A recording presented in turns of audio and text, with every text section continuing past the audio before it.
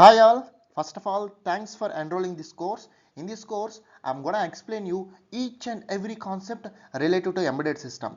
If you are a beginner or experienced candidate, this course is perfect to you. In this course I'll explain you what is embedded system, what is a processor, what is a core, what are the different types of architecture, what is instruction, how to write the program for embedded systems, what are the different kinds of interrupts and how to handle the interrupts, everything from the starting to ending to all the basic concepts I will cover in this course. So first let's see what is embedded system.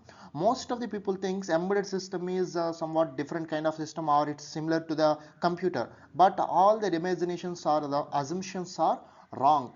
Actually the embedded system is an electromechanical system. Sometimes you can integrate mechanical parts also to the electronic device to make an embedded system. That's why I'm calling an embedded system is not just an electronic system, it is an electromechanical system. And now see how the embedded system works. It's simple hardware. Most of the people think it's just hardware, but it is a combination of both hardware and software. The hardware can't work itself without a software. That's why we are going to flash our software code into the embedded system to make it work. Okay, that means what is the definition of embedded system? Embedded system is an electromechanical system which consists of both hardware and software. Now consider a situation like in our PC. If you consider our laptop, it is also a combination of both electronics, both hardware and software, but it's not an embedded system because embedded system means it has to do only a specific task, that is called embedded system.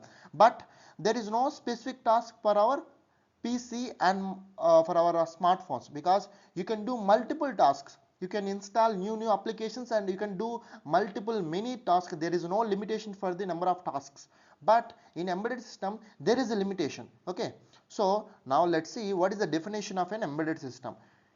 Here see an embedded system. Okay, an embedded system is electronic device, or you can say electromechanical device, which consists of both hardware and software, what I told you, and use it for specific purpose, then it is called embedded system. Here see, it consists of both hardware and software, but it works on specific task, specific purpose, then only we call it as an embedded system. And now let's see what are the applications of embedded system. You can use the embedded system in medical field, like in hospitals, and in automotive fields, like in car, like automatic airbag opening system or anti-lock braking system. That things you can implement by using embedded system. And in communication devices like old mobile phones, in consumer electronics like camera, in industrial areas, and even defense system also uses embedded system.